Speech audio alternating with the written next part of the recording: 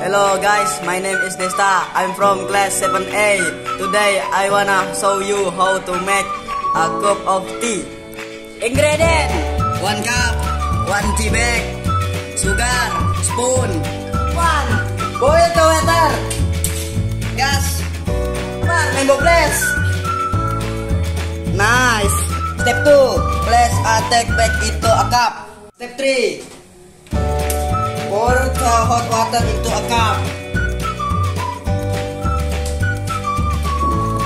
Yes. Step 4, add sugar. Last step, use a spoon to stir at the tea until the sugar dissolves. Enjoy your tea.